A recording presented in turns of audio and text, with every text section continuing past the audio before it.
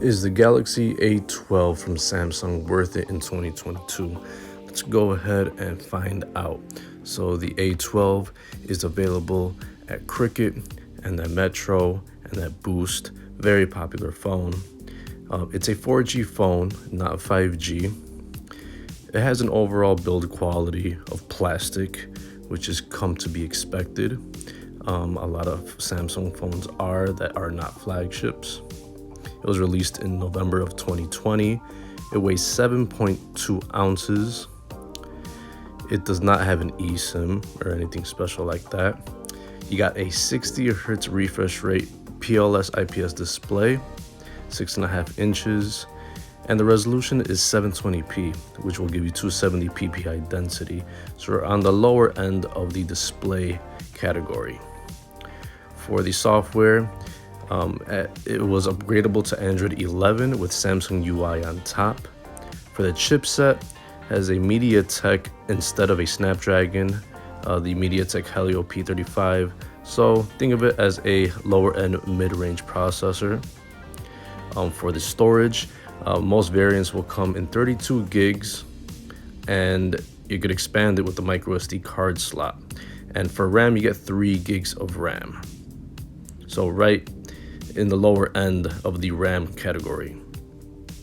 The camera setup is pretty impressive.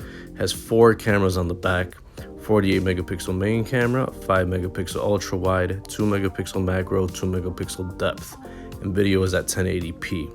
Selfie camera also at 1080p with the 8 megapixel shooter.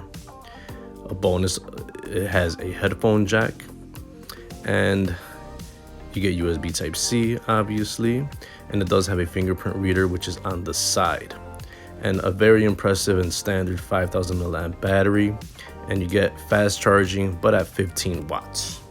So back to the original question, is the Samsung Galaxy A12 worth it in 2022? And yes, I do consider this phone a really great buy, especially since you could still get it for a price of free when you port in your number. There's a lot to like about this phone. Although it doesn't have 5G, it has those bonuses in there, those practical bonuses. For example, you got the micro SD card slot.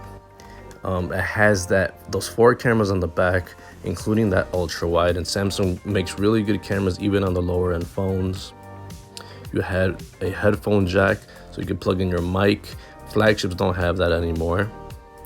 A fingerprint reader is pretty standard, but there's phones out there that don't have them, and flagships have fingerprint readers too. The main job of a fingerprint reader is to unlock your phone and to put in passwords and stuff. So this phone is gonna be just fine for that. And the 5000 milliamp battery is very impressive.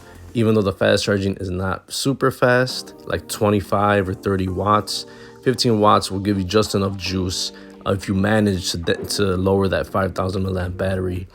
So battery life isn't an issue. So the overall features of this phone is really good. It's a solid phone. Just get yourself a micro SD card slot, get yourself a smartwatch and some Bluetooth headphones, and you're good to go. This phone is really good, and it's available at Cricket, at Metro, at Boost. Get it for free. You're gonna get the same software pretty much as a flagship Galaxy S22. So thanks for watching, guys. I'll see you in the next one.